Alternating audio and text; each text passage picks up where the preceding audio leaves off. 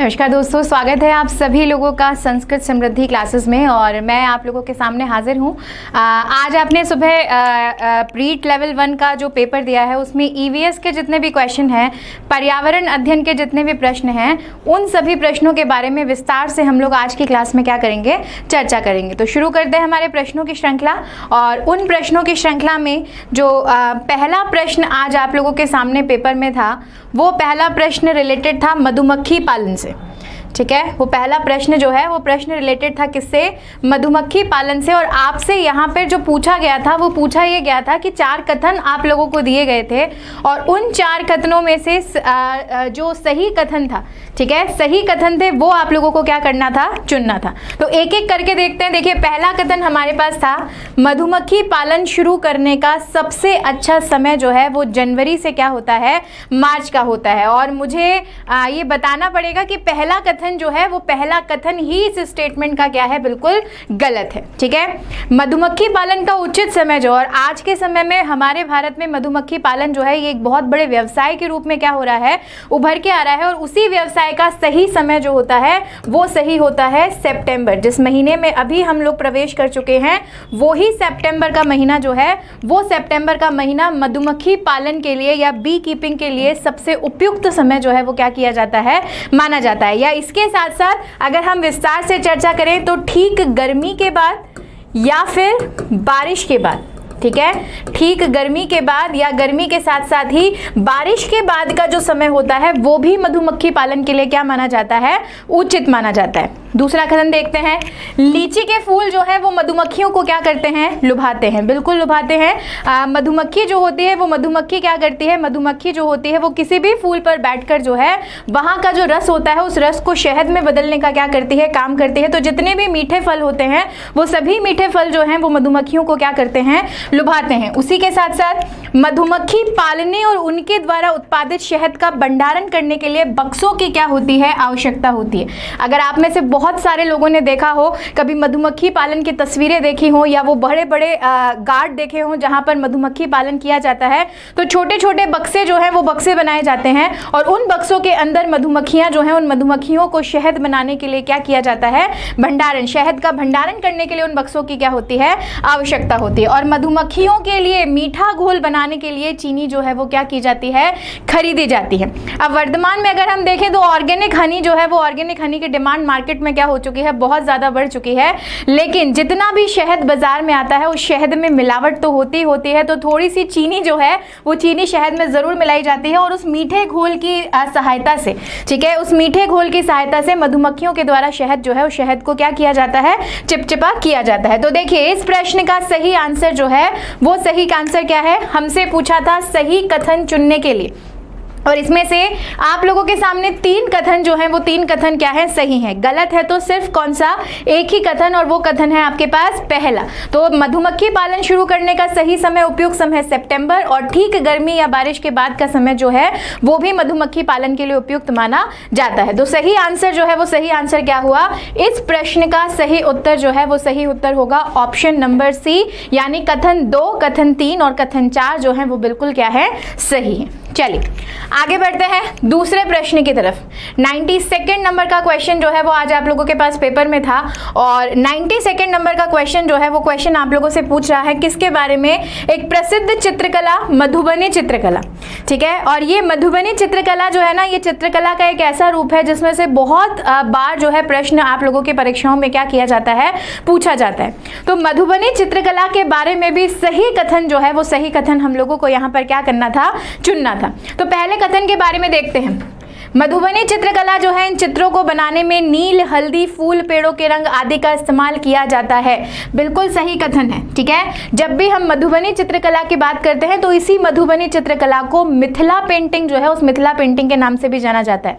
और जब राम और सीता जी का विवाह हुआ था उस समय राजा जनक जो है, उन राजा जनक के द्वारा, महिलाओं के द्वारा ये जो मधुबनी चित्रकला है इसके चित्र क्या करे थे, बनवाए गए थे। तो अगर हम इतिहास में जाएं कि शुरुआत जो है वो शुरुआत कब से हुई थी, तो राम सीता के विवाह से राजा जनक के काल में ये जो मधुबनी चित्रकला है इसकी शुरुआत की गई थी। और इस चित्रकला की सबसे खास बात यही है कि इसमें चटक रंगों का क्या किया जाता है, इस्तेमाल किया जाता है। और चटक रंगों के ऊपर पीला या हल्का रंग जो है वो उस चित्र को उकेरने के लिए क्या किया जाता है, उपयोग में लिया जाता है। इस चित्रों में इंसान, जानवर, पेड़, फूल, पंछी, मछलियां आदि दिखाए जाते हैं, बिल्कुल दिखाए जाते हैं। और दिखाए जाने के साथ साथ जितने भी लोक देवता होते हैं, भगवान होते हैं, तुलसी विवाह होते हैं, पौराणिक कथाएं होती हैं, उनको भी इस मधुबनी चित्रकला की सहायता से क्या किया जाता है, दर्शाया जाता है। यह लोक चित्रकला बहुत पुरानी है और इसका नाम मधुबनी नाम स्थान के नाम पर पड़ा। यह कथन भी बिल्कुल क्या है, सही है। मधुबनी क्या है, एक स्थान है। लेकिन हमारा सामने प्रश्न यह है कि मधुबनी जो स्थान है वो मधुबनी स्थान आखिरकार भारत के किस राज्य में क्या है, स्थित है। तो चौथा स्टेटमेंट जो है वो इसको बता रहा है, लेकिन वो बिल्कुल क्या बता रहा है, गलत बता रहा है। ठीक है, चौथा स्टेटमेंट इस चीज को बता रहा है, लेकिन बिल्कुल क्या बता रहा है, गलत बता रहा है। मधुबनी राजस्थान का अति प्रसिद्ध जिला नहीं है, बल्कि मधुबनी किसका अति प्रसिद्ध जिला है, मधुबनी कहाँ स्थित है, बिहार राज्य में स्थित है। ठीक है, मधुबनी कहाँ पर स्थित है, बिहार राज्य में स्थित है। तो कितने स्टेटमेंट हमारे यहाँ पर सही हुए, 3 स्टेटमेंट जो है वो सही हुए, पहला, दूसरा और तीसरा, यानी ए, बी और सी। और देखते हैं कि ए, बी और सी कहाँ बता रखा है। तो इस प्रश्न में आपका ऑप्शन नंबर डी जो है वो डी एकदम क्या है, करेक्ट है। ठीक है, तो मधुबनी चित्रकला मिथिला पेंटिंग के नाम से भी जान जाती है। बिहार में मधुबनी नाम की एक जगह है, जिस जगह के नाम पर ही इसका जगह पड़ा। पहले घरों की दीवारों पर इस चित्रकला का प्रयोग किया जाता था, उसके बाद फिर कपड़ों के ऊपर या कागज के ऊपर इस चित्रकला को क्या करा जाने लगा, उकेरा जाने लगा। आगे बढ़ते हैं, बात करते हैं अगले प्रश्न की तरफ। Question number 93। और 93 वाला जो क्वेश्चन है, इसमें राजस्थान जो है, उस राजस्थान में सहकारिता आंदोलन से जुड़ा हुआ एक प्रश्न जो है वो प्रश्न आप लोगों से क्या किया गया है, पूछा गया है। और बहुत ही स्टैटिक प्रश्न है, डेटा पे बेस्ड क्वेश्चन है कि राजस्थान में पहली बार सहकारी समिति विधेयक जो है, ये सहकारी समिति विधेयक कब पारित किया गया था। तो देखो, अगर राजस्थान में हम बात करें प्रथम सहकारी समिति की, ये प्रश्न भी पूछ लिया जाता है आपसे कि राजस्थान में पहली सहकारी समिति जो है वो कब बनाई गई थी। तो 1905 में। और 1905 में किस जगह, 1905 में जो भिनाय है, उस भिनाय में पहली सहकारी समिति जो है, उस सहकारी समिति का क्या किया गया था, गठन किया गया था। और उसी के साथ राजस्थान में पहले बार सहकार समिति विधेयक जो है वो विधेयक कब पारित किया गया, 1953 में पारित किया गया सहकारी समिति विधेयक। और ये सहकारी समिति विधेयक 1953 में पारित किया गया। और राजस्थान राज्य सहकारी संघ, एक और प्रश्न आप लोगों से पूछ लिया जाता है, राजस्थान राज्य सहकारी संघ। और ये जो राजस्थान राज्य सहकारी संघ है, ठीक है, इस राजस्थान राज्य सहकारी संघ की स्थापना अगर पूछ ली जाए तो 1957 जो है वो 1957 हमें याद रखना है, 21 दिसंबर 1957। और 21 दिसंबर 1957 को ये जो राजस्थान राज्य सहकारी संघ है इसकी स्थापना हुई थी। तो ये जो सहकारिता आंदोलन है, इससे जुड़े हुए 3 महत्वपूर्ण प्रश्न मैंने आप लोगों को बताए हैं। यहाँ पर एक ही प्रश्न से जुड़े हुए, अगर विधेयक की चर्चा की जाए, पहले कानून की चर्चा की जाए, तो वो कानून जो है वो कानून 1953 में, आजादी के बाद की बात हो रही है। अगर आजादी से पहले की बात की जाए तो एक बार 1904 में भी अधिनियम जो है वो बनाया गया था, लेकिन आजादी के बाद जो है वो 1953 में सहकारी समिति विधेयक को क्या किया गया, पारित किया गया। प्रथम सहकारी समिति 1905 में बनी, कहां पर, भिनाय में। और उसी के साथ साथ राजस्थान राज्य सहकारी संघ का जो स्थापना है वो स्थापना 1957 में इस विधेयक के बनने के बाद की गई थी। ठीक है, चलिए आगे बढ़ते हैं। अगला क्वेश्चन है आपके पास 94 क्वेश्चन, राजस्थान जीके का बहुत ही शानदार प्रश्न है। और शानदार प्रश्न होने के साथ साथ राजस्थान की कला और संस्कृति जब हम लोग पढ़ते हैं तो उससे जुड़ा हुआ बेहद अच्छा प्रश्न है। हाड़ौती का खजुराहो, हाड़ौती का खजुराहो के नाम से विख्यात रामगढ़ के, ठीक है, हाड़ौती का खजुराहो के नाम से विख्यात रामगढ़ के भंडदेवरा शिव मंदिर का 10वीं शताब्दी में किस मेदवंशीय शासक ने क्या कराया था, निर्माण कराया था। निर्माण की चर्चा जो है वो आप लोगों से यहाँ पर की जा रही है। और 4 ऑप्शन जो है वो 4 ऑप्शन आप लोगों के पास यहाँ पर है। तो देखो, सबसे पहले तो ये बात कर लेते हैं कि ये कहाँ पर है, भंडदेवरा शिव मंदिर। ठीक है, आपका राजस्थान, और राजस्थान का कौन सा जिला, 12 जिला। ठीक है। और 12 जिला जो है, इस 12 जिले में कहाँ, रामगढ़। और रामगढ़ में ये जो भंडदेवरा शिव मंदिर है, ये शिव मंदिर क्या है, वहां पर स्थापित है। और इस शिव मंदिर तक पहुंचने के लिए सबसे रोचक तथ्य जो है, वो रोचक तथ्य क्या है कि 750 सीढ़ियां जो है, वो 750 सीढ़ियां बनाई हैं। यानी अगर इस शिव मंदिर पर पहुंचना है ना, तो 750 सीढ़ियां जो है, वो 750 सीढ़ियां चढ़कर क्या होनी पड़ेंगी, जानी पड़ेंगी। और असली बात जो पूछा जाए कि निर्माण कब हुआ था, 10वीं शताब्दी में हुआ, 10वीं शताब्दी में हुआ था। और 10वीं शताब्दी में कौन से मेदवंशीय शासक ने निर्माण कराया था, तो इसका सही आंसर जो है, वो सही आंसर क्या है, बी, और वो है मलय शर्मा।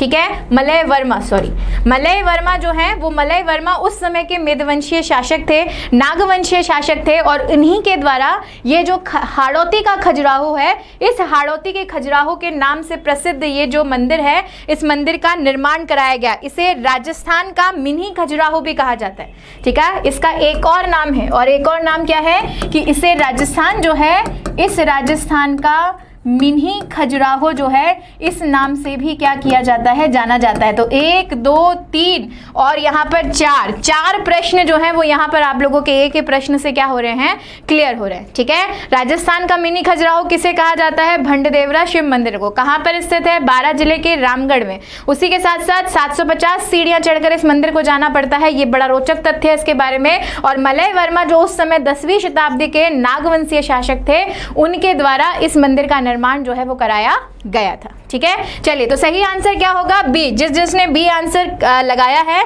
वो बी आप लोगों का बिल्कुल सही क्या है, आंसर है। अब आ रही है भारत के प्रमुख जनजातियों के बारे में चर्चा। ठीक है, भारत की प्रमुख जनजातियां, और प्रमुख जनजातियों के बारे में क्या आ रही है, बात आ रही है। और आपसे ये पूछा गया है कि चांगपा जनजाति जो है, ये चांगपा जनजाति कहाँ पर पाई जाती है, लद्दाख में पाई जाती है, मणिपुर में पाई जाती है, असम में पाई जाती है, या फिर सिक्किम में पाई जाती है। तो देखो सही आंसर क्या होगा, सही आंसर होगा इसका लद्दाख। चांगपा जनजाति जो है ना, ये चांगपा जनजाति जो है, ये बंजारा समुदाय से रिलेटेड है। ठीक है, किससे संबंधित है, बंजारा समुदाय जो है, उस समुदाय से रिलेटेड है। और दूसरी इंपॉर्टेंट बात जो है, वो क्या है कि ये जो चांगपा जनजाति है, इन लोगों की प्रमुख आजीविका का साधन जो है, वो मवेशी पालन है। ठीक है, वो क्या है, मवेशी पालन है। और मवेशी पालन के साथ साथ ही पश्मीना भेड़ के बारे में आप लोगों ने सुना होगा।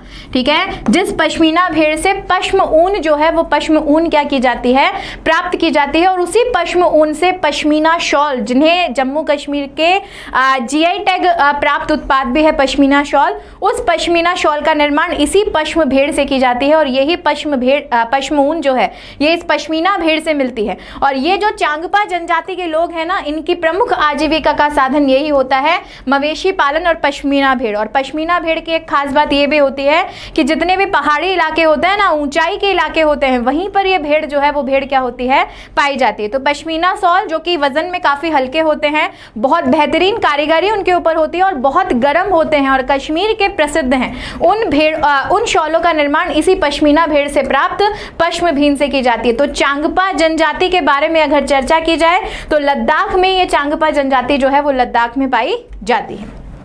चलिए आगे बढ़ते हैं। क्वेश्चन नंबर 96, आज के पेपर का क्वेश्चन नंबर 96 जो है, वो आप लोगों के सामने है। और इसमें पूछा गया है आपसे कि इनमें से कौन सा युग्म जो है, वो युग्म क्या नहीं है, सुमेलित नहीं है। ठीक है, इनमें से कौन सा युग्म जो है, वो सुमेलित नहीं है। हल्दी पाउडर की बात की गई, तो हल्दी पाउडर का बॉटनिकल नेम जो है, वो क्या है, कुरकुमीन येलो। ठीक है, हल्दी कैसे कलर की होती है, याद करने का तरीका क्या है, हल्दी कैसे कलर की होती है, येलो कलर की होती है। तो कुरकुमीन येलो जो है, वो इसका बॉटनिकल नेम है। तो ये कथन बिल्कुल सही हो गया। ठीक है, फ्रियॉन जो है, वो क्लोरोफ्लोरोकार्बन, फ्रियॉन का संबंध फ्रियॉन गैस होती है। और ये फ्रियॉन गैस जो है, फ्रियॉन गैस और क्लोरोफ्लोरोकार्बन का उपयोग जो है, वो उपयोग प्रशीतक के रूप में एसी और फ्रिजेस में किया जाता था। आजकल सरकार ने इसे क्या कर दिया है, प्रतिबंधित कर दिया है, क्योंकि यही जो CFC या क्लोरोफ्लोरोकार्बन है, ये ओजोन लेयर को क्या कर रहा था, डिप्लीट कर रहा था। कहते थे ना, पहले के टाइम में कहा जाता था ना कि AC चलाना, अगर आप अपने घर में AC चलाते हो, तो कहीं ना कहीं आप पर्यावरण के खिलाफ काम कर रहे हो। यानी यही AC जो है, इस AC में जिस गैस का इस्तेमाल हो रहा है प्रशीतक के रूप में, वही गैस जो है वो ओजोन लेयर में छेद करने के लिए क्या है, रेस्पॉन्सिबल है।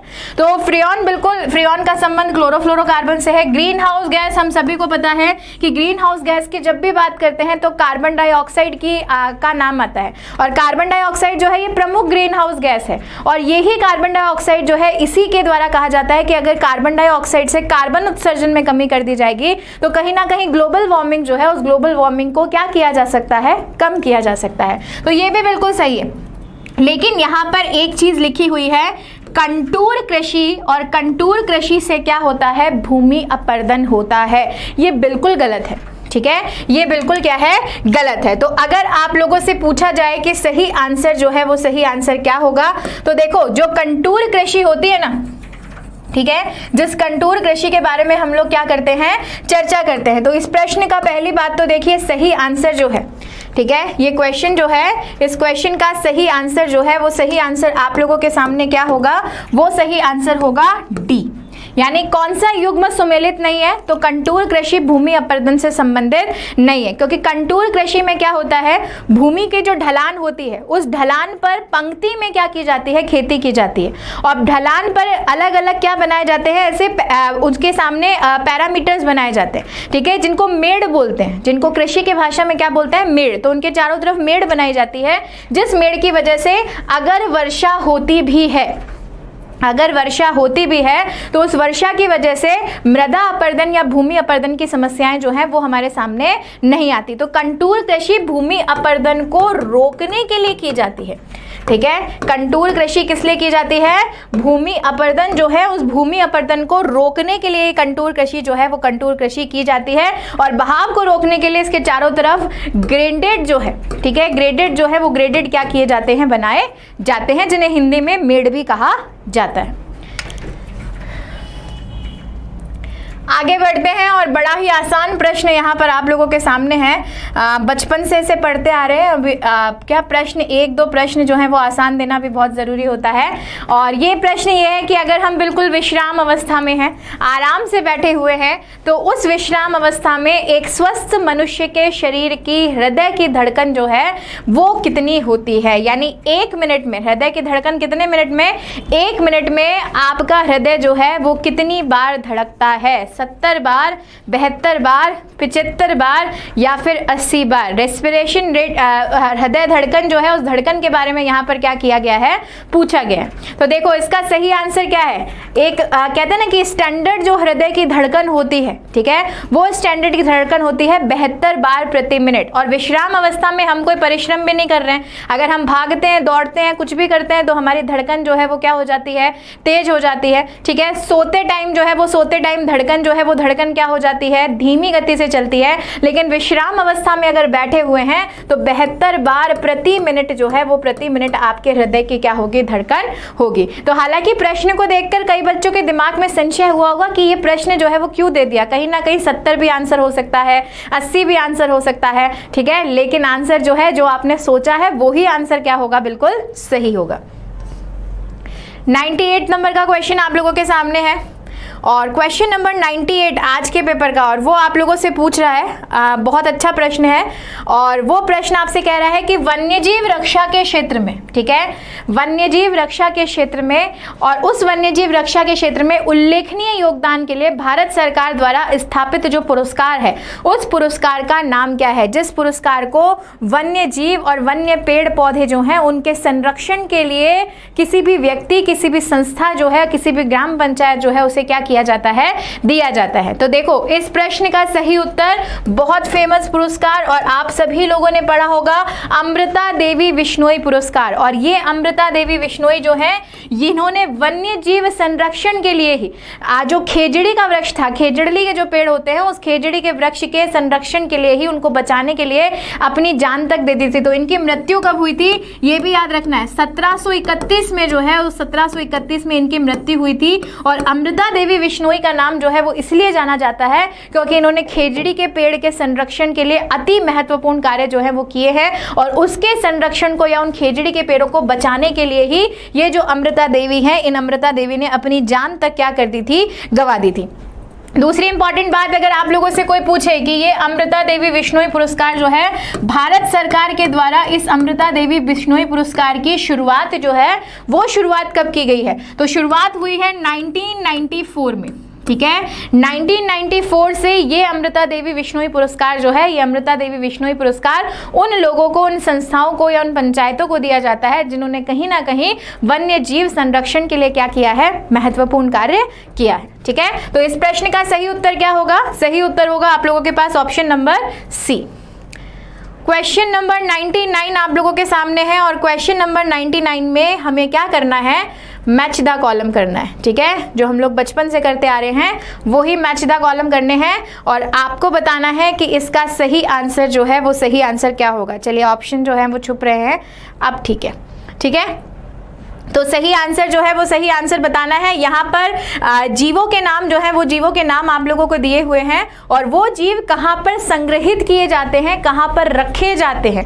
ठीक है, तो इनमें से अब एक जो है ना, इसका तो सबको पता होगा, मुझे पता है। अगर मैं मछली के बारे में पूछूं तो मछली के बारे में तो सबको पता होगा, क्योंकि घरों में एक्वेरियम रखे होते हैं और वो जो एक्वेरियम है उसमें मछलियों को क्या रखा जाता है, सुरक्षित रखा जाता है। ठीक है, उनके मतलब उनका जो स्थल है उस स्थल से बाहर अगर आप जीव को संग्रहित कर रहे हैं तो किस में कर रहे हैं, तो देखो मछली तो बिल्कुल सीधा सीधा मैं किससे मिला दूंगी, एक्वेरियम से।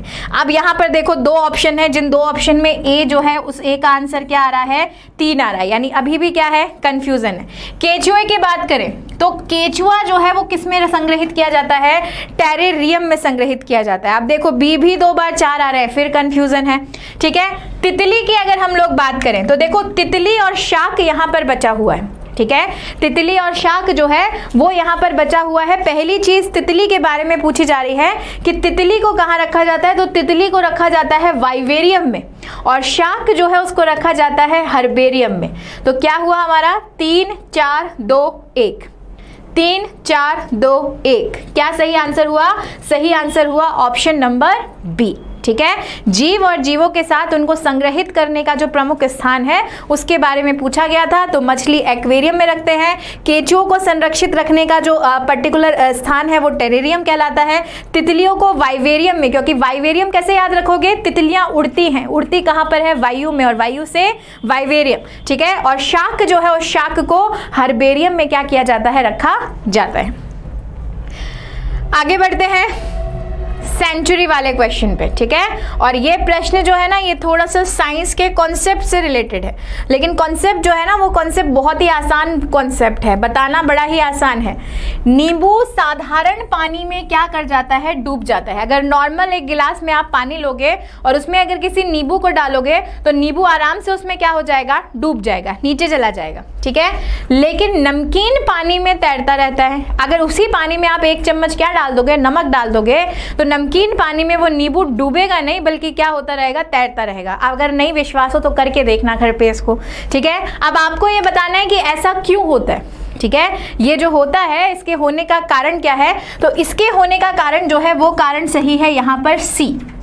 नमकीन पानी का घनत्व साधारण पानी के घनत्व से क्या हो जाता है, अधिक हो जाता है, क्योंकि इस नमकीन पानी में क्या मिल जाता है, सोडियम क्लोराइड मिल जाता है। नमक का रासायनिक सूत्र क्या होता है, सोडियम क्लोराइड। तो पहले साधारण पानी में सिर्फ H2O था, अब H2O के साथ आपने इसमें क्या मिला दिया, अब जो H2O है इस H2O के साथ में आपने NaCl मिला दिया। अब किसी चीज में अगर कुछ मिलाओगे तो बताओ उसका घनत्व बढ़ेगा या फिर घटेगा, बढ़ेगा। और जब घनत्व बढ़ेगा, ठीक है, घनत्व बढ़ेगा तो घनत्व बढ़ने से ये जो भी चीज आप उस पानी में डालोगे वो उसमें डूबेगी नहीं, बल्कि क्या होती रहेगी, तैरती रहेगी। ठीक है, तो पानी में अगर कुछ भी मिलाते हैं, जो चीज़ पानी में घुल जाती है, घुलना भी ज़रूरी है। अगर चीनी भी डालोगे उसी के साथ साथ नमक भी डालोगे, तो पानी में जब कुछ भी मिलाया जाता है तो उस पानी का घनत्व जो है वो बढ़ जाता है, और जब घनत्व बढ़ जाता है तो किसी भी चीज़ को अगर आप पानी में डालेंगे तो वो चीज़ पानी में डूबेगी नहीं, बल्कि क्या होती रहेगी, तैरती रहेगी। ठीक है, तो इस प्रश्न का सही उत्तर जो है वो सही उत्तर क्या होगा आपके पास, option number C. Question number 101 और 101 में पूछा जा रहा है आपसे एक प्रश्न, और वो प्रश्न ये है कि शुष्क बर्फ जो है, ठीक है, शुष्क बर्फ जो है, ये शुष्क बर्फ किसका ठोस रूप है। शुष्क बर्फ जो है ये किसका ठोस रूप है? अमोनिया का, कार्बन डाइऑक्साइड का, नाइट्रोजन का या ऑक्सीजन का? तो देखो हमने बहुत बार पढ़ा है, सामान्य विज्ञान की बात कर रही हूं कि ठोस कार्बन डाइऑक्साइड जो होती है, इस ठोस कार्बन डाइऑक्साइड को ही शुष्क बर्फ या ड्राई आइस के रूप में क्या किया जाता है? जाना जाता है। ठीक है। और बर्फ जब भी बनती है ना, तो बर्फ क्या होती है? पानी से ठोस अवस्था में क्या होती है? बदलती है। लेकिन कार्बन डाइऑक्साइड यहाँ पर क्या है? गैस है। और ये जो शुष्क बर्फ है ना, ये द्रव अवस्था में नहीं बनती है, बल्कि गैस से डायरेक्ट जो है वो किस में चली जाती है? ठोस अवस्था में चली जाती है। तो ड्राई आइस जो है, इस ड्राई आइस का रूपांतरण जो है वो गैस से डायरेक्ट किस में होता है? ठोस अवस्था में होता है। बिना द्रव में पिघले हुए ये ठोस अवस्था में परिवर्तित होती है और इसे हम शुष्क बर्फ जो है वो शुष्क बर्फ कहते हैं। ठीक है। अब हमारे सामने एक इंपॉर्टेंट क्वेश्चन कि मैम ये ड्राई आइस होती तो है, लेकिन इस ड्राई आइस का उपयोग जो है वो उपयोग किन किन चीजों में किया जाता है? ठीक है। तो ड्राई आइस जो है, इस ड्राई आइस का उपयोग पहली बात तो प्रशीतक के रूप में किया जाता है। ठीक है। और प्रशीतक क्या होता है? प्रशीतक होता है जो किसी भी चीज को ठंडा रखने में मदद करता है। तो जब भी आइसक्रीम को पैक करना होता है, एक स्थान से दूसरे स्थान पे ले जाना होता है, तो भी ये ड्राई आइस बहुत उपयोगी होती है। ठंड के मौसम में इस ड्राई आइस का बहुत ज्यादा क्या किया जाता है? यूज किया जाता है। ठीक है। चलिए आगे बढ़ते हैं। क्वेश्चन नंबर 102, ऐसी वस्तुएं जो मानवीय नेत्रों, ठीक है, ऐसी वस्तुएं जो मानवीय नेत्रों के लिए अदृश्यमान होती हैं, आमतौर पर देखी जा सकती हैं। यानी कोई भी चीज जिसे हम नहीं देख सकते, हमारी आंखों की जो भी कैपेसिटी होती है ना, वो आंखों की कैपेसिटी उस चीज को नहीं देख सकती, लेकिन इनमें से एक रे ऐसी है, X ray, gamma ray, beta रे या फिर अल्ट्रावायलेट रे, जिनमें से एक रे जो है वो एक रे में जो हमारी आंख नहीं देख सकती, उसको हम इस रे की सहायता से क्या कर सकते हैं? देख सकते हैं। आपको बताना है सही आंसर जो है वो सही आंसर यहाँ पर क्या होगा? तो आंसर होगा यहाँ पर डी। और अगर आपसे कोई भी पूछे कि अल्ट्रावायलेट रे जो है, इस अल्ट्रावायलेट रे की या किरण की तरंगदैर्घ्य जो है वो कितनी होती है, ये प्रश्न भी बहुत बार पूछ लिया जाता है। तो 10 नैनोमीटर से 400 नैनोमीटर जो है वो इसकी तरंगदैर्घ्य होती है। और ये किसका एक रूप है?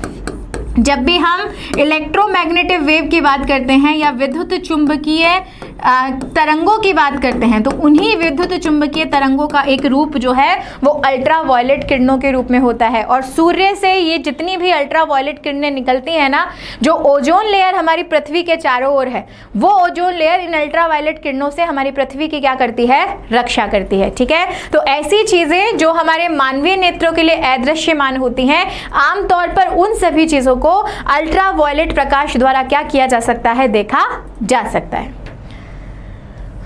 क्वेश्चन नंबर 103, और ये जो 103 नंबर का प्रश्न है, ये आप लोगों से क्या कह रहा है?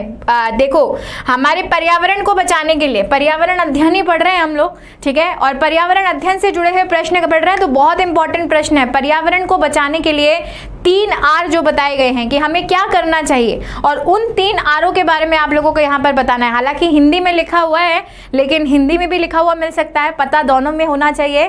तो इसका सही आंसर जो है वो सही आंसर क्या होगा? यहाँ पर ए होगा। कम उपयोग, पुनः चक्रण और उसी के साथ साथ पुनः निर्माण। ठीक है। यानी ये हो गया कम उपयोग मतलब रिड्यूस करो, पुनः चक्रण मतलब रिसाइकल करो, और पुनः निर्माण मतलब रीयूज करो। अगर पर्यावरण को बचाना है तो चीज़ों की जितनी ज़रूरत है उतना ही इस्तेमाल करो। कमरे में नहीं बैठे हो तो पंखा बंद कर दो, अगर लाइट की ज़रूरत नहीं है तो लाइट बंद कर दो, एसी की ज़रूरत नहीं है तो एसी बंद कर दो। यानी चीज़ों के कंजम्पशन को क्या करना है? रिड्यूस करना है। क्योंकि कुछ चीज़ें ऐसी हैं, पेट्रोल, डीजल, ये सब लिमिटेड रिसोर्सेज हैं। ठीक है। और जब लिमिटेड रिसोर्सेज हैं, अगर इनका हम संतुलित उपयोग करेंगे तो हमें आगे मिल जाएंगे, वरना हमें इनकी कमी या इनको ना रहते हुए भी इनसे काम चलाना पड़ेगा, वापस साइकिल पे हम लोगों को आना पड़ेगा।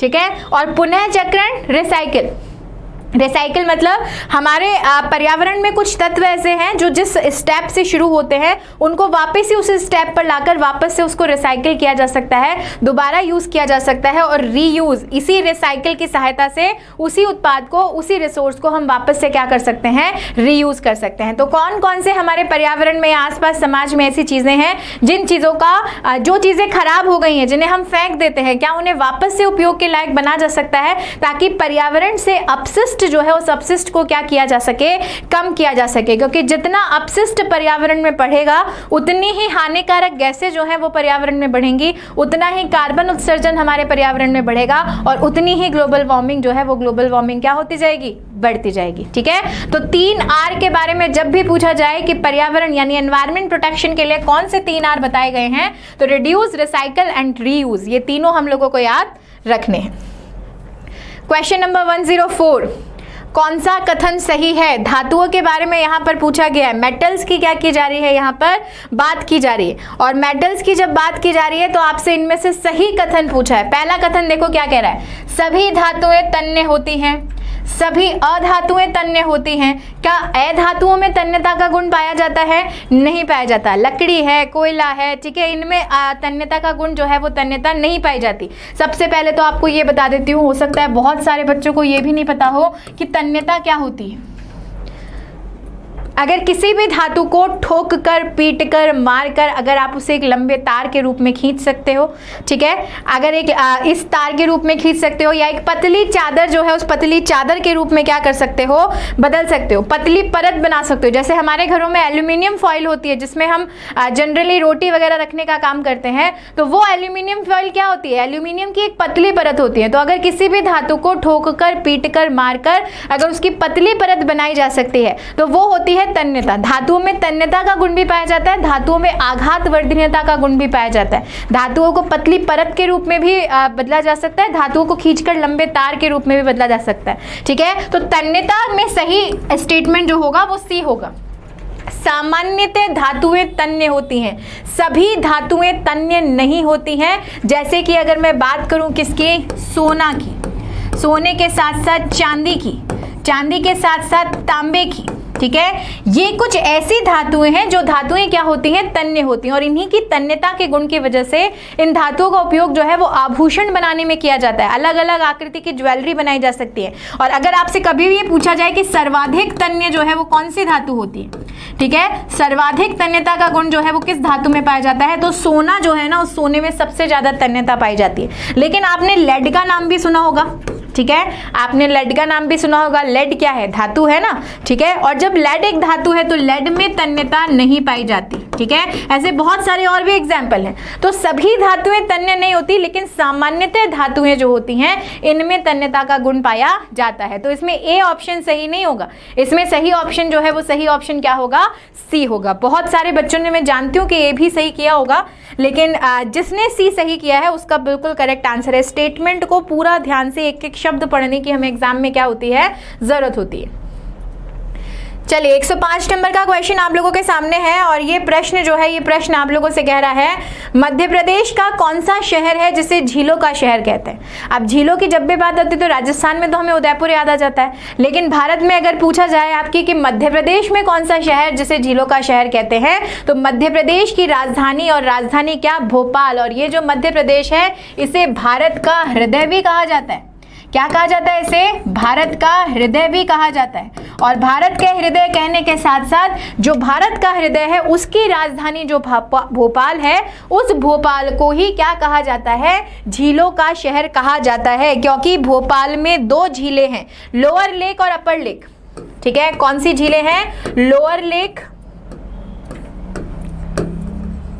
और दूसरी झील का नाम है अपर लेक। ये 2 झीलें हैं जिन झीलों की भव्यता के कारण, जिन झीलों की सुंदरता के कारण मध्य प्रदेश का जो भोपाल शहर है, जो कि मध्य प्रदेश की राजधानी भी है, उस मध्य प्रदेश के भोपाल शहर को क्या कहते हैं, झीलों का शहर कहते हैं। तो जितने भी बच्चों ने देखो यहाँ पर भोपाल आंसर दिया है, वो भोपाल आप लोगों का बिल्कुल सही आंसर है। और अगर पूछा जाए सबसे स्वच्छ शहर भारत का कहाँ पर है, तो वो भी मध्य प्रदेश में है। इंदौर जो है वो, इंदौर लगातार 5 बार पूरे भारत में सबसे स्वच्छ शहर का खिताब जो है वो भी क्या कर चुका है, हासिल कर चुका है।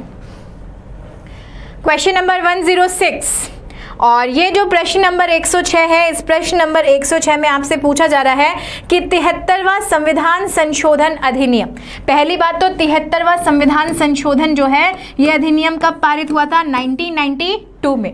इसके पश्चात राजस्थान में पंचायती राज संस्थाओं के पहली बार चुनाव जो है वो कब हुए? जैसे ही 73वां संविधान संशोधन अधिनियम 1992 जो है वो क्या किया गया? पारित किया गया। और इस 1992 में अब संविधान संशोधन अधिनियम अगर पढ़ रहे हैं तो इसमें क्या किया गया था? जितनी भी पंचायती राज संस्थाएं हैं उनको संवैधानिक दर्जा दिया गया था। ठीक है, उनको क्या दिया गया था? संवैधानिक दर्जा दिया गया था। और संवैधानिक दर्जा देने के साथ साथ ही त्रिस्तरीय पंचायती राज व्यवस्था जो है, ठीक है, ये त्रिस्तरीय पंचायती राज व्यवस्था को भी लागू किया गया था। और अगर पूछा जाए कि इसके बाद पहली बार चुनाव जो है वो कब हुए थे, तो पहली बार चुनाव जो हुए थे वो हुए थे 1995 में। ठीक है, पहली बार पंचायती राज संस्थाओं के प्रथम चुनाव जो है वो प्रथम चुनाव कब हुए? तो 1995 जो है, उस 1995 में पहली बार क्या हुए थे? चुनाव हुए थे। आगे बढ़ते हैं, क्वेश्चन नंबर 107 आप लोगों के पास है और यहाँ पर भी हमें क्या करना है?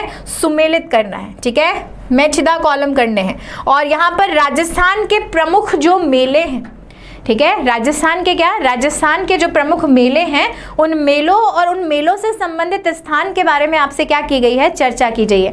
आप देखो, शाकंभरी माता का मेला अगर पूछा जाए तो शाकंभरी माता का मेला जो है वो शाकंभरी सांभर में ही आयोजित किया जाता है। ठीक है, शाकंभरी एक जगह और ये शाकंभरी जगह कहाँ पर है?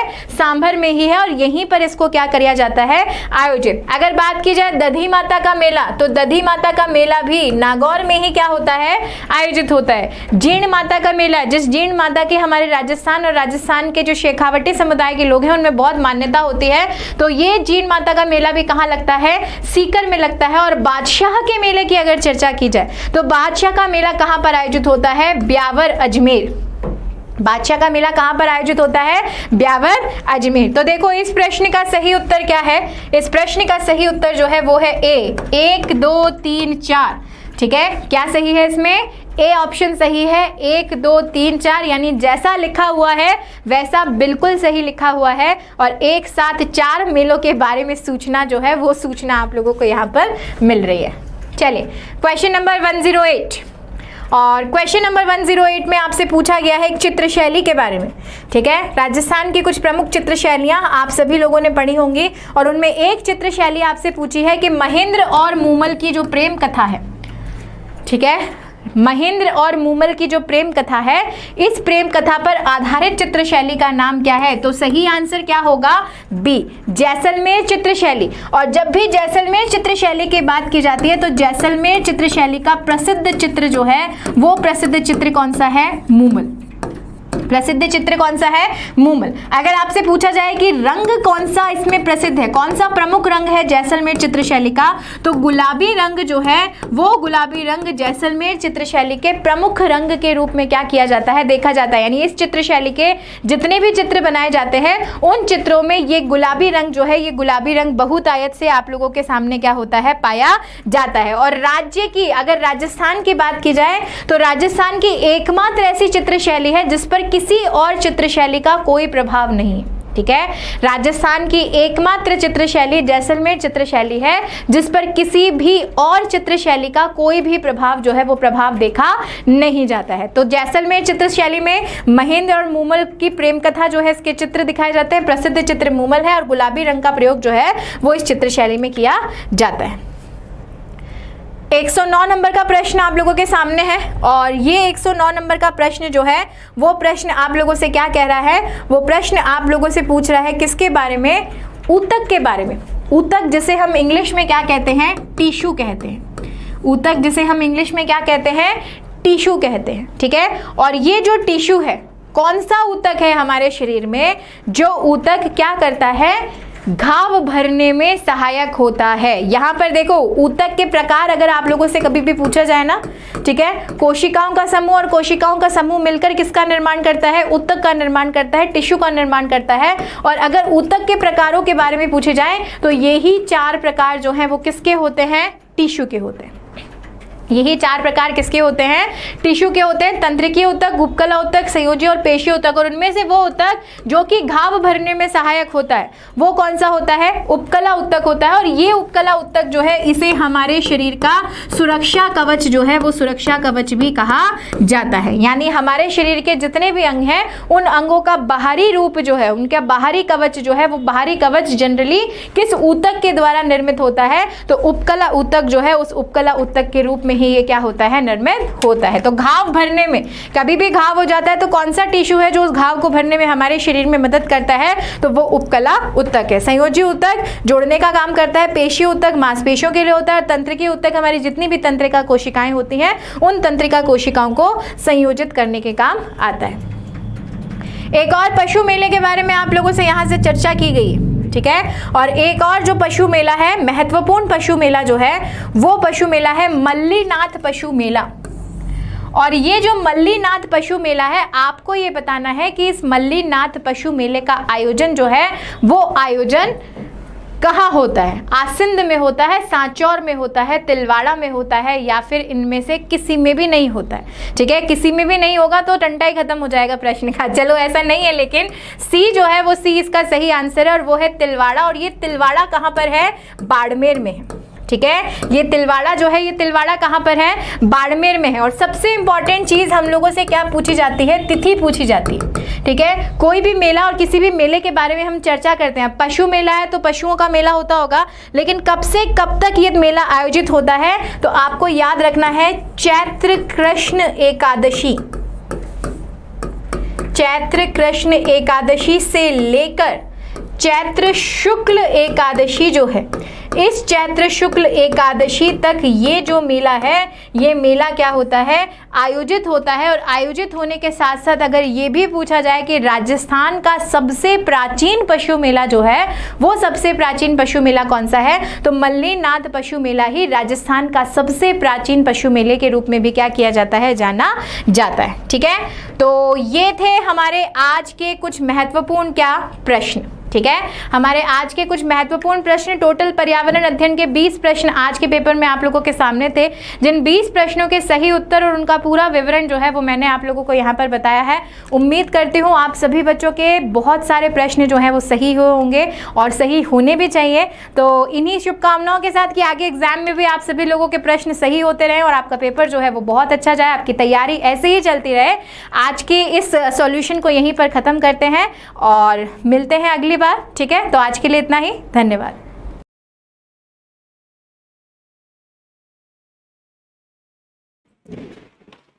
नमस्कार साथियों, संस्कृत समृद्धि क्लासेस में आपका हार्दिक स्वागत, अभिनंदन। आप लोग रीट की तैयारी कर रहे हैं, उसके अंतर्गत आपने इन प्रश्न पत्रों को किया होगा। उसी क्रम में आपने 110 प्रश्न कर लिए हैं। 111 से 120 प्रश्न जो हमारे पर्यावरण अध्ययन शिक्षण विधि से संबंधित है उस पर अपन चर्चा कर लेते हैं। कौन से आपने राइट किए और कौन से गलत किए उसकी चर्चाएं करते हैं। देखते हैं 111 प्रश्न है, पर्यावरण अध्ययन के शिक्षण हेतु कौन सा आवश्यक उद्देश्य नहीं है। यह हमको पूछा है कि पर्यावरण जो अध्ययन है उसके शिक्षण के उद्देश्य हेतु कौन सा आवश्यक उद्देश्य नहीं है। कौन सा नहीं है ये पूछा है, नहीं पर पॉइंट मारिएगा। अवलोकन करना, मापन, भविष्य कथन, वर्गीकरण कौशल का विकास करना, क्या यह नहीं है। पर्यावरण को खोजने के अवसर प्रदान करना, क्या यह नहीं है।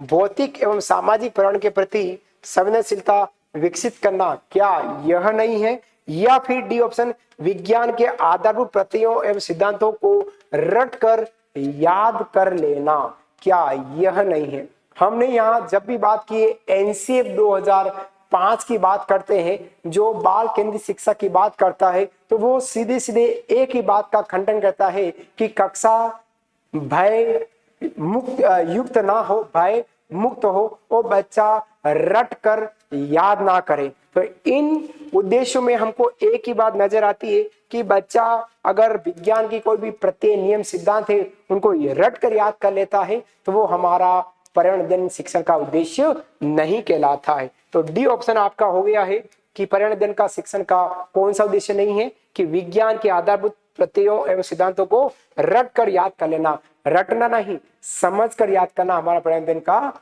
प्रमुख उद्देश्य कहलाता है। नेक्स्ट सेकंड प्रश्न है, प्राथमिक स्तर पर शिक्षण के लिए टेलीविजन का उपयोगी स्थान है।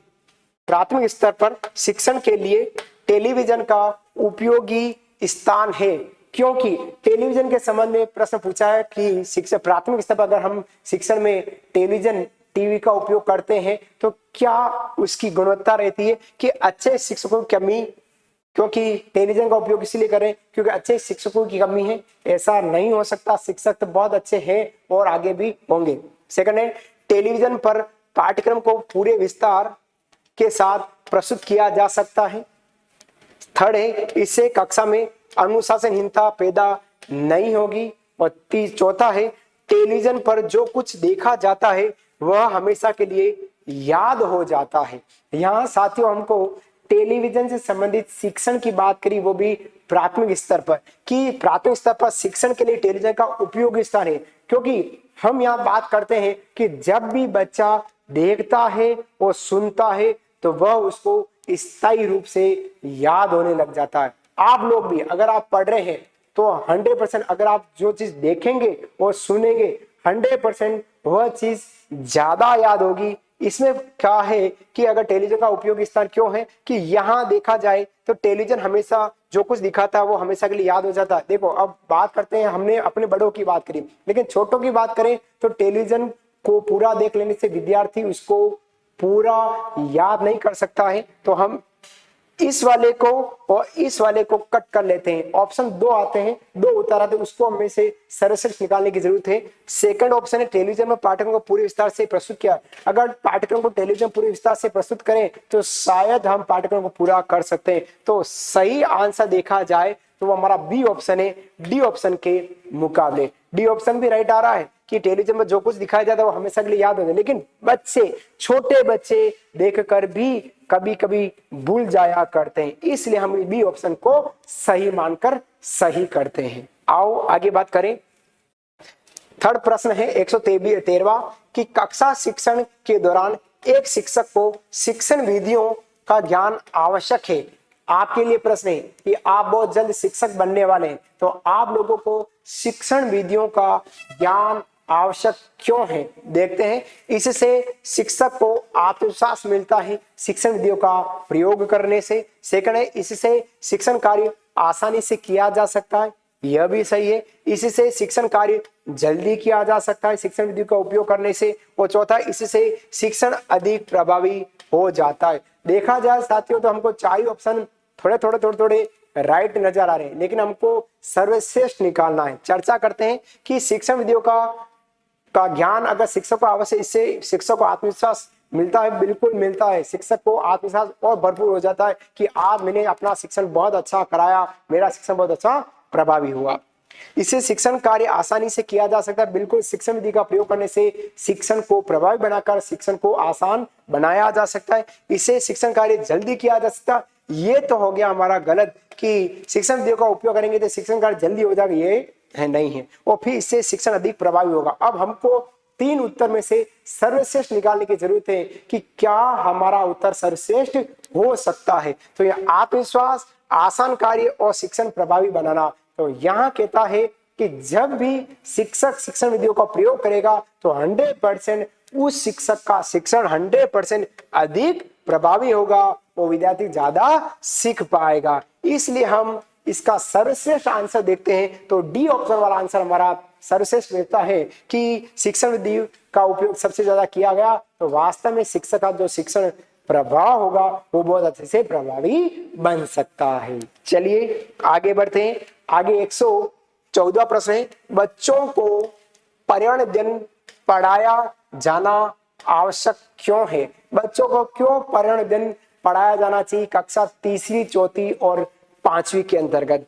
कहता है अवधारणाओं की गहरी समझ का विकास करने हेतु। सेकंड है, पर्यावरण की जानकारी एवं महत्व देना। थर्ड है, नैतिकता की समझ का विकास करना। और फोर्थ है, उपयुक्त में से सभी। यहाँ देखा जाए साथियों तो आपको आंसर अपने आप में मिल गया है, क्योंकि हमने अपने इष्ट देव का नाम लगाकर कर दिया है जय माता दी।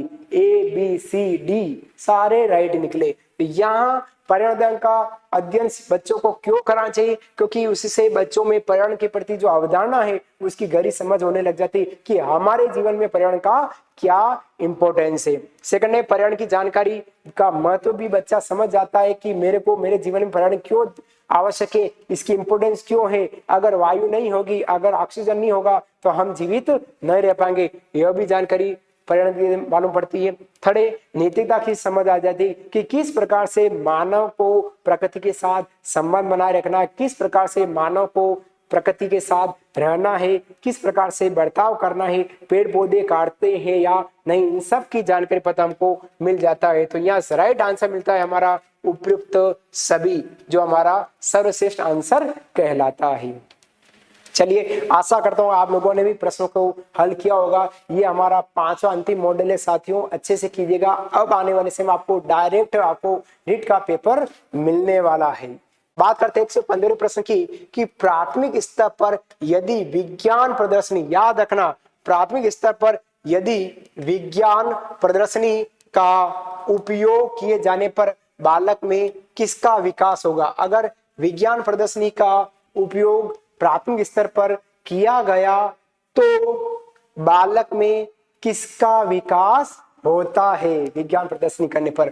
बात करें प्राथमिक स्तर की, याद रखना प्राथमिक स्तर की बात करें, कक्षा 1 से 8 तक की बात करें, क्या विज्ञान प्रदर्शनी का उपयोग करने से बालक में किसका विकास होगा। क्या अवलोकन शक्ति का विकास होगा, क्या तर्क शक्ति का विकास होगा, क्या स्मरण शक्ति का विकास होगा, क्या वैज्ञानिक दृष्टिकोण का विकास होगा।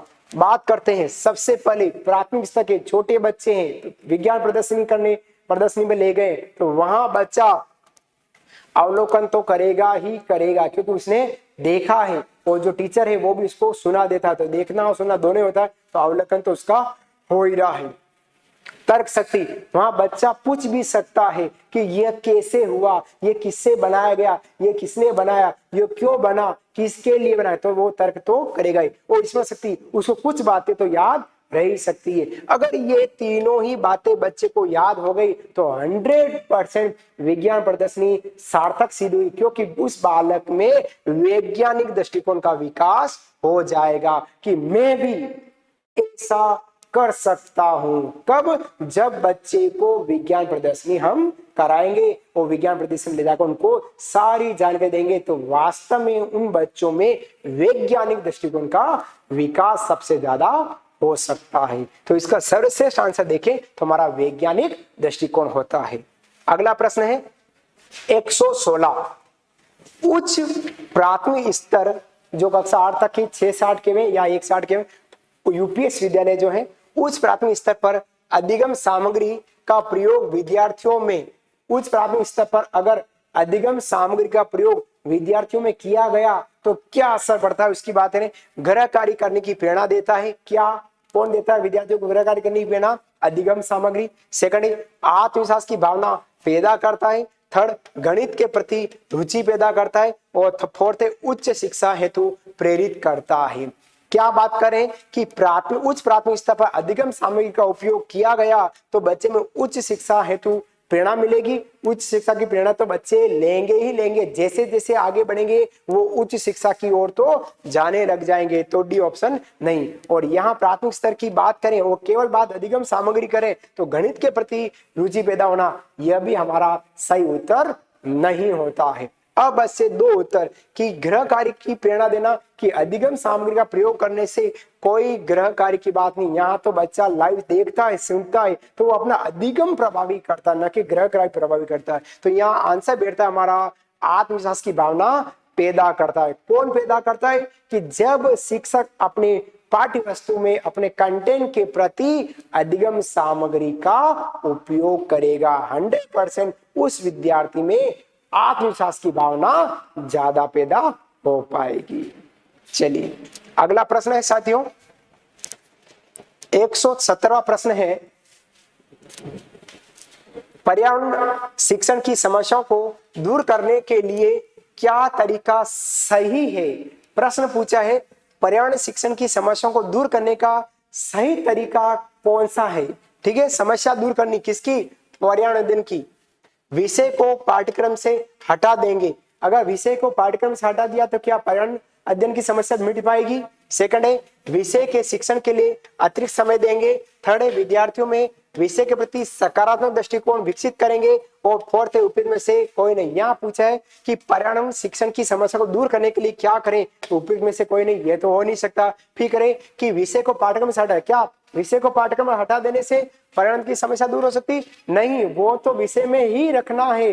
विषय में अगर रखा गया, उस समस्या को रखा गया, तभी हम उस समस्या को समाधान कर सकते हैं, ये नहीं। फिर विषय के शिक्षण के लिए अतिरिक्त समय देने की ही जरूरत नहीं। जो समय पर्यावरण अध्ययन के लिए मिला है उसी में उस पर्यावरण अध्ययन की समस्या को समाधान करना है। तो यह है, विद्यार्थियों में उस विषय के प्रति अगर सकारात्मक दृष्टिकोण रखा तो 100% पर्यावरण अध्ययन की जो समस्या है उसको हम दूर कर सकते हैं। यही नहीं, आप लोग भी आपके पर्यावरण अध्ययन की जो समस्या है, पढ़ने की, याद करने की, या शिक्षण मेथड को नहीं करने की, या सही राइट नहीं होने की होती है, तो आप लोग भी अपने अध्ययन में सकारात्मकता का भाव लाए। अगर जितना आप सकारात्मक पॉजिटिव दृष्टिकोण का विकास करेंगे, उतने आपके पर्यावरण अध्ययन के प्रश्न ज्यादा राइट हो जाएंगे। ठीक है साथियों, अगला प्रश्न है मूल्यांकन है। बहुत अच्छा प्रश्न है। मूल्यांकन के बारे में, मूल्यांकन क्या है? कभी कभी चलने वाला प्रोसेस है, प्रक्रिया है, एक स्थिर प्रक्रिया है, निरंतर चलने वाला प्रक्रिया है, या एक निश्चित सीमा तक चलने वाला प्रक्रिया है ना? तो कभी कभी चलने वाली प्रक्रिया तो है नहीं। मूल्यांकन तो रोज हो सकता है, एक दिन हो सकता है, 2 दिन हो सकता है, 6 महीने हो सकते हैं, 1 साल हो सकता है, 15 दिन हो सकते हैं। रोजाना भी मूल्यांकन किया जा सकता है। एक स्थिर प्रक्रिया स्थिर नहीं है, वो तो चलती रहती है, निरंतर चलने वाली प्रक्रिया है। तो यहाँ सही आंसर देखें तो मूल्यांकन क्या है कि एक निरंतर चलने वाला एक प्रोसेस है जो हमारा निरंतर विद्यार्थी का शिक्षक द्वारा किया जाता है। अब यहाँ मूल्यांकन कैसे करना है? 2 प्रश्न पूछ कर भी शिक्षक मूल्यांकन विद्यार्थी का कर सकता है। उसके लिए कोई किसी परीक्षा की जरूरत नहीं, केवल 2 मौखिक प्रश्न पूछ लिए, उस विद्यार्थी ने जवाब दे दिया, मूल्यांकन उसका हो चुका है। सेकंड लास्ट प्रश्न, पर्यावरण अध्ययन की एक कक्षा में शिक्षक विद्यार्थियों से उनकी गर्मी की छुट्टियों में किए गए भ्रमण पर बातचीत कर रहा है कि बच्चे पहली बार विद्यालय आए, जुलाई महीने में सत्र प्रारंभ हुआ, जुलाई महीने में विद्यालय में आए, वो गर्मी की छुट्टियां बच्चों ने कैसे बिताई, उस पर शिक्षक विद्यार्थियों के साथ चर्चा कर रहा है, क्योंकि वह अपना समय बिताना चाहता है। क्या शिक्षक समय बिताने के लिए बच्चों से पूछता है कि आपने 2 महीने गर्मी की छुट्टियों में क्या किया? ऐसा नहीं हो सकता। सेकंड है, विद्यार्थियों के अनुभव, ज्ञान एवं संरचना का आधार है। थर्ड है, जिज्ञासु बच्चे राष्ट्र निर्माण के लिए आवश्यक है। फोर्थ, विद्यार्थियों से प्राप्त सूचनाएं पाठ्यक्रम पूरा करेगी। कि विद्यार्थी ने जो गर्मी की छुट्टियों की बात करी उससे पाठ्यक्रम पूरा हो जाएगा, ऐसा भी नहीं है। अब आता है 2 कि जिज्ञासु बच्चे राष्ट्र निर्माण के लिए आवश्यक है, कि जिसने ये बता दिया कि मैंने गर्मी की छुट्टियों में ये काम किया, जो जिज्ञासु बच्चे हैं, क्या उससे राष्ट्र निर्माण हो सकता है? नहीं, राष्ट्र निर्माण तो हर भारतीयों का देन है, हर भारतीय राष्ट्र का निर्माता होता है। तो यहाँ सही ऑप्शन बैठता हमारा बी ऑप्शन, के विद्यार्थियों के अनुभव, ज्ञान और संरचना का आधार है। वो अनुभव के आधार पर अपनी गर्मी छुट्टियां बताएगा, तो वो कुछ अच्छे कंटेंट बताकर अपना जो अभिव्यक्ति कौशल है वो उसको प्रेजेंट कर सकता है। अंतिम प्रश्न है हमारा, निबंधात्मक परीक्षा के दोष हैं। निबंधात्मक जो परीक्षा है उसके क्या दोष है उसकी बात करते हैं। इससे निबंध परीक्षा के दोष से बात है, इससे केवल पुस्तकीय ज्ञान एवं सीमित प्रतिनिधित्व होता है, परीक्षा फल में अविश्वसनीयता होती है, वस्तुनिष्ठता का अभाव होता है और रटने का बल होता है। उपयुक्त में से सभी। निबंधात्मक प्रश्न साथी की बात करें तो केवल पुस्तकीय और सीमित प्रतिनिधित्व होता है। वास्तव में जो निबंधात्मक प्रश्न करेगा तो बच्चा केवल जो पुस्तक है वहां तक ही सीमित रहेगा, और पुस्तक में जो है वही पढ़कर अपना ज्ञान प्रकट कर देता है कॉपी में। वो परीक्षा में भी अविश्वसनीयता रहती है, कोई अच्छा लिख कर भी आया है लेकिन उसकी राइटिंग सही नहीं है तो विश्वसनीयता नहीं रहती। शिक्षक थोड़ी राइटिंग को देखकर भी नंबर कम दे देते हैं। तो निबंधात्मक जो प्रश्न है वो इसमें विश्वसनीयता नहीं होती है। वस्तुनिष्ठ प्रश्न जो उसमें विश्वसनीयता जरूर हो सकती है। फिर वस्तुनिष्ठता का अभाव क्यों ऑब्जेक्टिव नहीं होता, वो सब्जेक्टिव होता है क्योंकि लिखना पड़ता है। वो निबंधात्मक प्रश्न है 100% विद्यार्थी ज्यादा से ज्यादा रटन की बात करता, रटने की बात करता है। तो यहाँ हमने पूछा है कि निबंध प्रश्न का दोष क्या है, तो उपयुक्त सभी ही निबंध प्रश्न के दोष कहलाते हैं। तो ये थे साथियों हमारे पर्यावरण अध्ययन से संबंधित प्रश्नोत्तर जो आप लोगों ने किए होंगे। आशा करता हूं कि आपने 10 ही प्रश्न सही किए होंगे।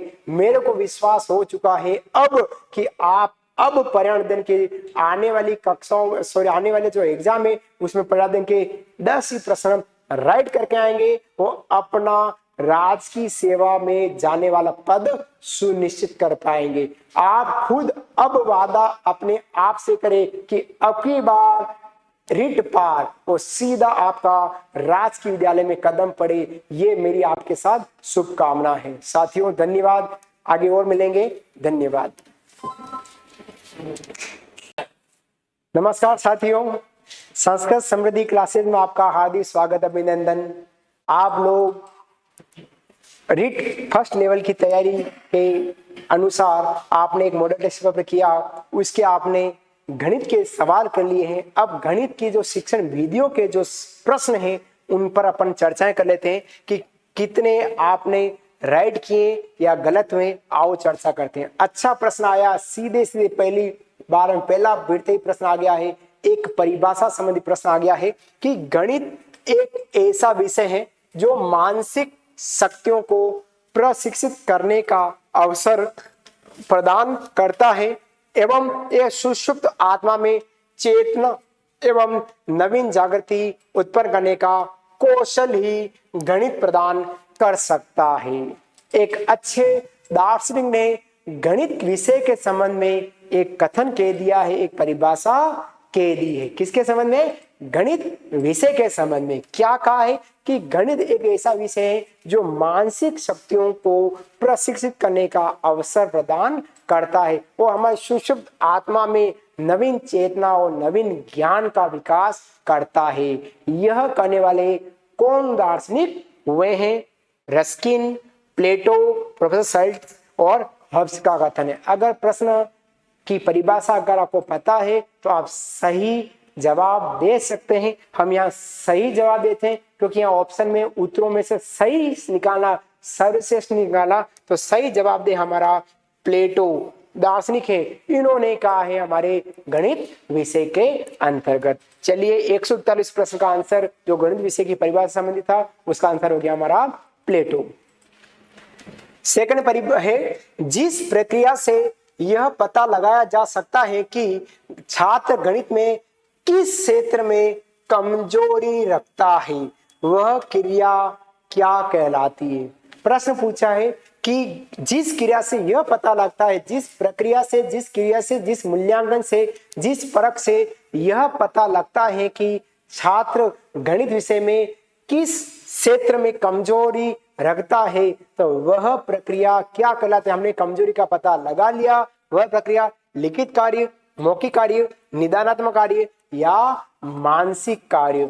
आंसर आप सबने सही किया है। आप जो कह रहे हैं वही सर्वश्रेष्ठ आंसर है। वो है हमारा निदानात्मक परीक्षण या निदानात्मक कार्य या नैदानिक परख, जिसके द्वारा, निदानात्मक परख के द्वारा ही हम विद्यार्थी की कमजोरियों का पता लगा सकते हैं। और कमजोरी का पता लगाकर उसको दूर किया जाना उपचारात्मक कार्य कहलाता है। तो 142 प्रश्न आंसर हमारा सी ऑप्शन हुआ है। 143वां प्रश्न आया साथियों, बालक के लिए मूल्यांकन लाभदायक है। बालक को, किसी विद्यार्थी के लिए अपन मूल्यांकन करते तो वो लाभदायक है क्योंकि यह उनको आगे अधिगम के लिए, अगर बालक का मूल्यांकन किया तो बालक के अधिगम सीखने के लिए क्या उकसाता है, मूल्यांकन बाध्य करता है, अभिप्रेरित करता है या सहायता करता है। दो ऑप्शन हमारे बिल्कुल गलत होते हैं कि बालक के का मूल्यांकन किया तो मूल्यांकन करने से बालक अधिगम के लिए को उकसाएगा, नहीं, न अधिगम को बाधित करेगा। क्या करेगा? अधिगम में सहायता करेगा या अधिगम में अभिप्रेरित करेगा। अगर आपके ज्यादा से ज्यादा प्रश्न राइट हो रहे होंगे तो 100% आपका अधिगम बाधित नहीं हुआ, आपका अधिगम सुगम हुआ और आप ज्यादा से ज्यादा उस मूल्यांकन के प्रति अभिप्रेरित हो पाएंगे कि नहीं, मेरे अब तो इतने राइट होने लगे प्रश्न, तो शायद अब मैं बहुत जल्द रीट के एग्जाम में ज्यादा से ज्यादा प्रश्न करके अपना पद सुनिश्चित कर सकता हूं। तो आपने क्या किया, आप अपने आप में क्या हो गए, अभिप्रेरित हो गए। किसके माध्यम से, इस क्लास के मॉडल टेस्ट पैटर्न के माध्यम से। अगला प्रश्न है, गणित शिक्षण से छात्र में ज्ञानोपयोग संबंधी जो व्यवहारगत परिवर्तन होता है वह है। उद्देश्य से संबंधित प्रश्न आया है साथियों, और कौन सा उद्देश्य से संबंधित प्रश्न आया, गणित के ज्ञानोपयोग संबंधी, ज्ञान का उपयोग संबंधी प्रश्न आया कि ज्ञान का उपयोग, ज्ञानोपयोग संबंधी अगर विद्यार्थी में व्यवहारगत परिवर्तन होता है तो वह है क्या है, देखते हैं। गणित की परिभाषाओं का प्रत्यास्मरण करना, क्या ये ज्ञानोपयोग है। उपकरणों को सही ढंग से व्यवस्थित करना, क्या ये ज्ञानोपयोग है। समस्या के हल करने के लिए उपयुक्त विधि एवं सूत्र का चयन करना, क्या यह ज्ञानोपयोग है। या छात्र सोचने विचारने के बाद निर्णय ले सकता है, यह ज्ञानोपयोग है।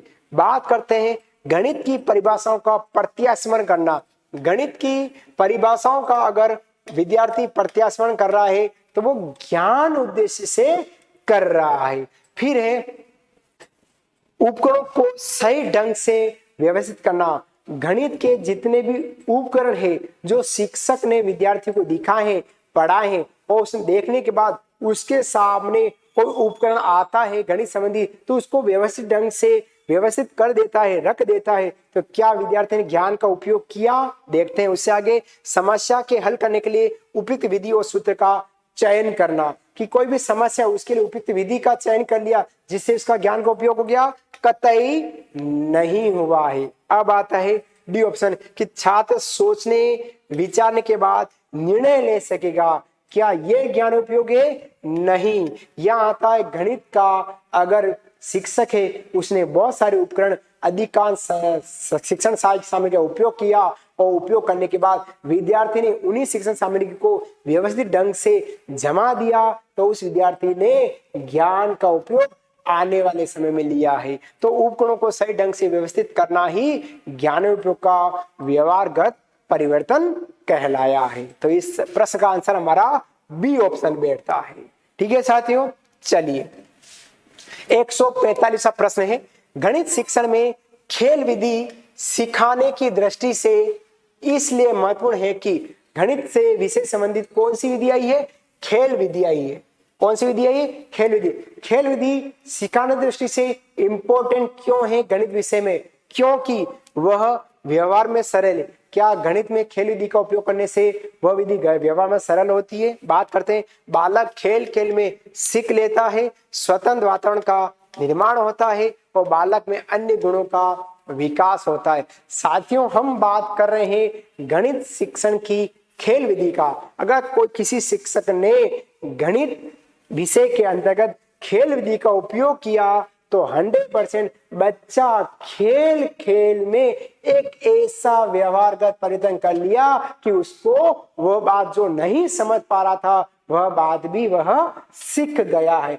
किस माध्यम से, खेल खेल में, क्योंकि बच्चे को खेलना ही अच्छा लगता है। वो गणित जैसा अगर थोड़ा सा कठिन विषय है और उस विषय में शिक्षक ने खेल खेल में उस गणित की अवधारणा को बता दिया तो 100% बालक का सीखना सुनिश्चित हो जाएगा। तो बालक खेल खेल में सीख लेता है। बी ऑप्शन हमारा 144 प्रश्न का 145 प्रश्न का राइट आंसर हुआ। चलिए आगे बढ़ते हैं। आशा करता हूं आप लोगों को सारे प्रश्नों की व्याख्या समझ में आ रही होगी, और नहीं आ रही हो तो भी आप अपने व्यक्तिगत लेवल पर प्रश्नोत्तर को करने का प्रयास कीजिएगा। बहुत जल्द आपको वो प्रश्न का जवाब मिलेगा और आप राजकीय विद्यालय की ओर अपना मुख कर पाएंगे। चलिए 146वां प्रश्न, शिक्षण को प्रभावी बनाने के लिए आवश्यक है। आपके लिए प्रश्न है साथियों कि आप बहुत जल्द शिक्षक बनने वाले और शिक्षक बन गए तो उस समय आपके शिक्षण को प्रभावी बनाना है तो आप क्या करेंगे? शिक्षण सूत्र की जानकारी देना, शिक्षण के सामान्य सिद्धांतों का ज्ञान होना, संबंधित पाठ योजना बनाना और उपयुक्त सभी। आपके लिए, शिक्षक के लिए प्रश्न है कि शिक्षक का शिक्षण कब प्रभावी हो सकता है? जब उस शिक्षक को उस शिक्षण के समस्त शिक्षण सूत्र की सारी जानकारी हो, सरल से कठिन की ओर, मूर्त से अमूर्त की ओर। ये जो शिक्षण सूत्र है, इन सब सूत्र की अगर शिक्षक को जानकारी है 100%, वह शिक्षक अपने शिक्षण को प्रभावी बना सकता है। पहला ऑप्शन राइट है। सेकंड है, शिक्षण के सामान्य सिद्धांत का ज्ञान होना। हर जो शिक्षक है उसको पता है कि मेरे शिक्षण को अगर सही बनाना है तो उसको किस प्रकार से सही कर सकता हूं, तो उसके शिक्षण के सामान्य सिद्धांत को ज्ञान होना बहुत जरूरी है। फिर संबंधित पाठ की योजना।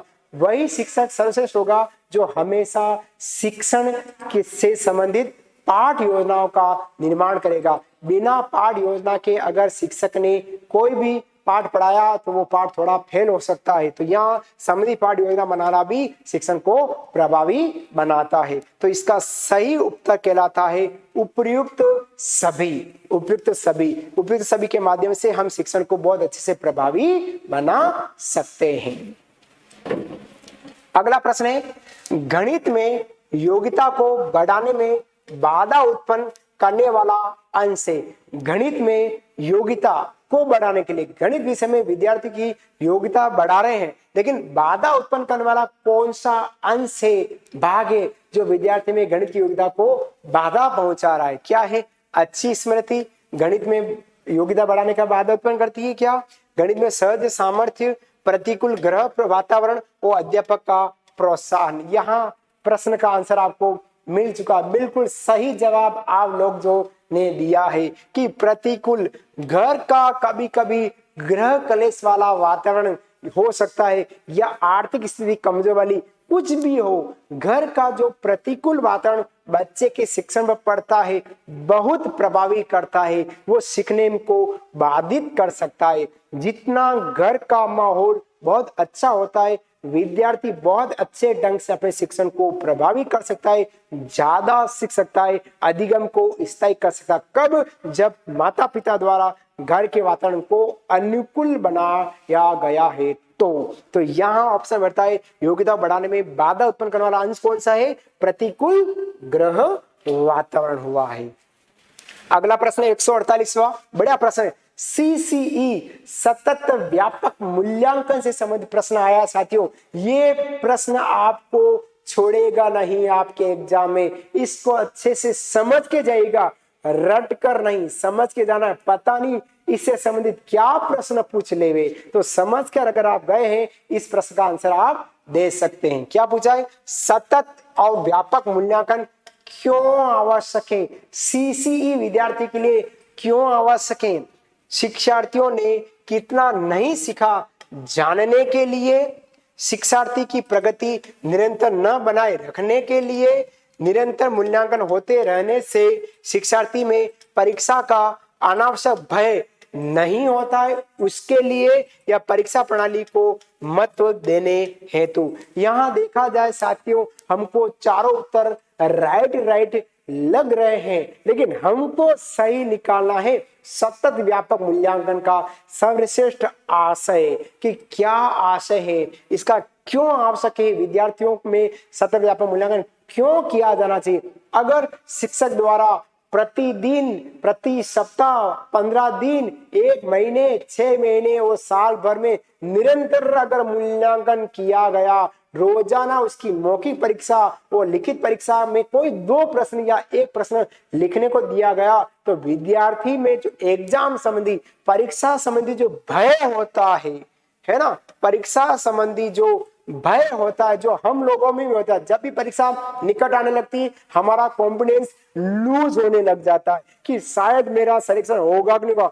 खूब पढ़े हैं लेकिन फिर भी हमारे अंदर एक कॉन्फिडेंस नहीं होता है। उस कॉन्फिडेंस को लूज करने के लिए, को टाइट करने के लिए, लूज नहीं होकर टाइट करने के लिए, और परीक्षा के प्रति जो भय है उस भय को दूर करने के लिए सतत व्यापक मूल्यांकन किया जाना आवश्यक है। अगर आप भी रोजाना 150 प्रश्न 2.5 घंटे रोज बैठकर अगर आप करेंगे तो उस दिन जो रीट में आने वाला जो पेपर है उस दिन आपको डर नहीं लगेगा, क्योंकि आप रोजाना ही 2.5 घंटे में 150 प्रश्न कर रहे हैं। तो आपके अंदर जो परीक्षा वाला जो भय है वो दूर किया जा सकता है। तो इसका आंसर हो गया, निरंतर मूल्यांकन होते रहने से इस विद्यार्थियों में परीक्षा संबंधी जो अनावश्यक जो भय है उसको दूर किया जा सकता है।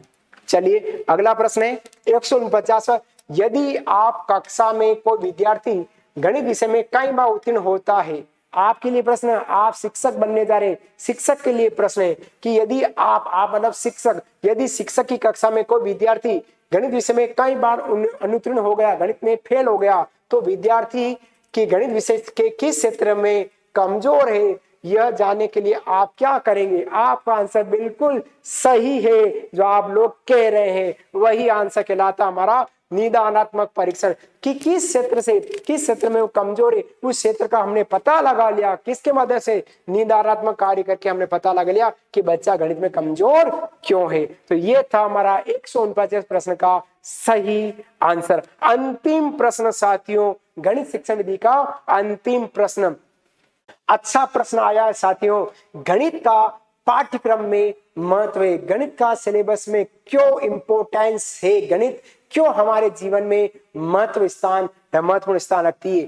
ज्ञान एवं कौशल की प्राप्ति हेतु, बौद्धिक आदतों के विकास में, वांछित दृष्टिकोण पैदा करने में उपयुक्त सभी।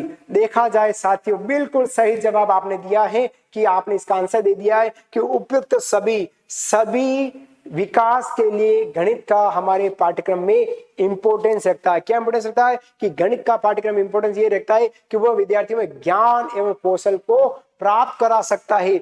बौद्धिक विकास जो है, बौद्धिक आदत जो है, जो बुद्धि का ज्यादा से ज्यादा उपयोग करना गणित विषय के द्वारा ही कराया जाए, क्योंकि विद्यार्थी जितनी बुद्धि का उपयोग करेगा उतना गणित को अपने अंदर रमा लेगा। और वांछित जो शिक्षक चाहता, जो विद्यार्थी चाहता है कि नहीं मैं गणित में कभी फेल ना हूं, गणित हमेशा मेरे साथ गणित की तरह ही चले, मेरा जीवन गणित की ही आगे बढ़े, तो 100% वो वांछित दृष्टिकोण का विकास भी गणित के द्वारा ही पूरा कर सकता है। तो सही आंसर हमारा उपयुक्त सभी तीनों ही राइट है। ये थे साथियों हमारे गणित विषय कि जो आपके फर्स्ट लेवल में गणित जो विषय है उससे संबंधित 10 शिक्षण विधियों के प्रश्न। आशा करता हूं आप लोगों ने सर्वश्रेष्ठ आंसर देने का प्रयास किया होगा। नहीं किया है तो अब भी आपके पास समय है, आप जल्द इन गणित विषयों के प्रश्न को हल कर दीजिएगा, आपका सिलेक्शन सुनिश्चित हो जाएगा। जितना आप दूसरों के लिए टाइम देते हैं उससे ज्यादा टाइम अब आप अपने लिए दे दीजिएगा। शायद आपका राजकीय विद्यालय की ओर कदम बहुत जल्द पढ़ने वाला, ये मेरी आपके साथ शुभकामना है। भगवान करे जो आप मेरे को देख रहे हैं वो सारे के सारे राजकीय विद्यालय की ओर कदम रखें और सेवार्थ प्रस्थान कर जाएं। धन्यवाद साथियों, आपने मेरे को सुना उसके लिए बहुत बहुत धन्यवाद।